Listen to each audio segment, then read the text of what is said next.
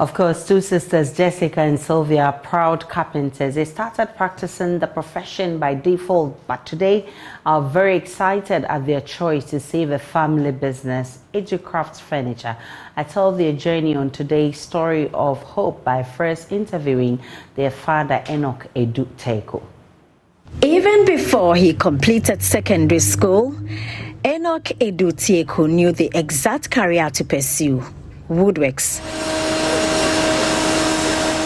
And he had the support of his parents. So at age 19, he carved his first works, a serving tray and cabinet. I actually started practicing immediately I finished school when I was 19 years. And my first place of work was Transaco Furniture Limited. I worked there for a year and I decided to start something on my own. I started my own business under a mango tree. And then I didn't have most of the tools. So I was just producing serving trays, wooden serving trays, and the sales was good. So that's what I did. And I was able to get most of the required tools to start the business. So the interest developed. And that was enough motivation for me, you know, and I was able to gather a little funds, and then we started in like uncompleted house, a shed, and then finally we migrated to this current place at Oyarifa.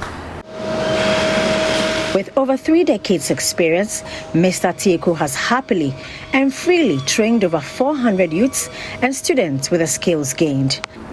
As I'm talking to you, there are 5 university students right here, you know, doing their attachment, some doing internship. So sometimes when I look back, I pray to God to give me the strength, me and my team, so that we can help the up and coming. Transitioning into the technology space, however, needed extra hands. That's how Mr. Teko's daughters came on board. When my daughter came back from school, she started bringing some new laws that anything that comes from the factory should come to her for approval. Then I said, hey, then maybe this school will impact positively on this business. But then what about this technology and social media aspect? How have they helped you with that? Yeah, it's been great. They are handling that. I wouldn't have done that on my own. So now I'm able to go to the schools and teach.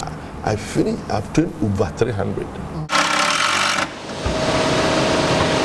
Sylvia, the female carpenter, shares her motivation for joining her father. I met a client at a book launch, and then when I mentioned my name, he was like, are you related to EduCrafts? And I said yes, I was his daughter. And he's like, hey, then you have to go and work for your father. And I was wondering why. He's like, because the East Legon branch is a mess. A few days I went to the showroom, went to see for myself what this client was talking about, and I realized that it was true. And I decided to, come in and help. I also had an art background from Ibri Girls. I did visual art. So I came in with the notion of design.